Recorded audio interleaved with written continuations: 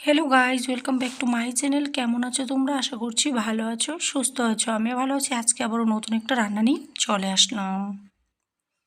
আজকের রেসিপিটা হচ্ছে উচ্ছে আলু বেগুন দিয়ে ভাজি। তো এইভাবে উচ্ছে আলু বেগুনের ভাজি রান্না করে খেয়ে দেখবে, খুবই ভালো লাগে। আর এই রেসিপিটি কিন্তু স্বাস্থ্যের জন্য অনেকটাই উপকারী আর গরমে খেতে খুবই ভালো লাগে। তো এই রেসিপিটি কিন্তু তোমরা চটজলদি খুব কম উপকরণেই ঘরে বানিয়ে নিতে পারবে। তো চলো রেসিপিটি প্রথম থেকে শেষ পর্যন্ত দেখতে থাকো, আশা করছি ভালো লাগবে। প্রথমে একটা কড়াই বসিয়ে দিলাম। কড়াইয়ের মধ্যে দিয়ে দিচ্ছি পর্যাপ্ত পরিমাণ অনুযায়ী সর্ষের তেল। তেল গরম হলে এর মধ্যে দিয়ে দিচ্ছি কেটে রাখা বেগুন দেওয়ার পর দিয়ে দিলাম একটু নুন আর দিয়ে দিচ্ছি হলুদের গুঁড়া। এবারে খুব সুন্দর করে মিশিয়ে নিয়ে আমি এগুলিকে না ঢেকে 2 থেকে 3 মিনিট এইভাবে একটু রান্না করে নেব।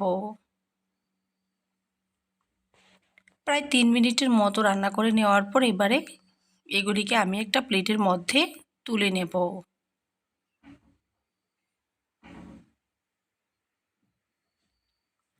এবারে হচ্ছে আবারও কড়াইয়ে দিয়ে দিলাম তেল গরম হলে দিয়ে দিলাম অল্প একটু কালো জিরে।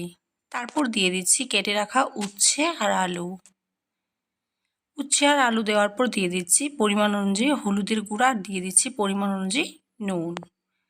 দিয়ে আবারও খুব সুন্দর করে ভালোভাবে এগুলিকে কিন্তু নেড়ে চেড়ে সুন্দর করে মিশিয়ে নিতে হবে। মেশানোটা হয়ে গেলে আবারও হচ্ছে আমি ঢেকে এগুলিকে মিডিয়াম টু লো ফ্লেমে রান্না করে নেব। দিয়ে দিচ্ছি কয়েকটা কাঁচা লঙ্কা মাঝখান থেকে ফালি করে দিয়ে দিলাম। এবারে ঢেকে দিচ্ছি। প্রায় 2 মিনিট পর ঢাকাটা তুলে নেওয়ার পর খুব সুন্দর করে উল্টে পাল্টে ভালোভাবে এগুলিকে আবারও একটু নেড়ে চেড়ে দিচ্ছি।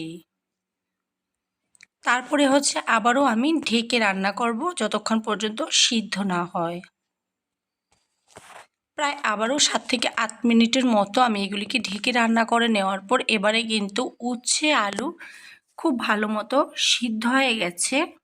তো এই পর্যায়ে হচ্ছে এর মধ্যে আমি দিয়ে দিচ্ছি ভেজে রাখা বেগুন, দিয়ে দিচ্ছি 1 চামচ পরিমাণ পোস্তটা দেওয়ার পর আবারও খুব সুন্দর করে নেড়ে চেড়ে মিশিয়ে নিয়ে আমি এগুলিকে মিডিয়াম টু হাই ফ্লেমে 1 মিনিট অনবরত নেড়ে চেড়ে ভেজে নিব। প্রায় 1 মিনিটের মতো ভাজা করে নেওয়ার পর এবারে কিন্তু আমার উচ্ছে আলু বেগুনের রেসিপিটা সম্পূর্ণ রেডি। গ্যাসটা বন্ধ করে নামিয়ে নিলে হবে। আমার রেসিপিটি ভালো লাগলে অবশ্যই চ্যানেলটি সাবস্ক্রাইব করতে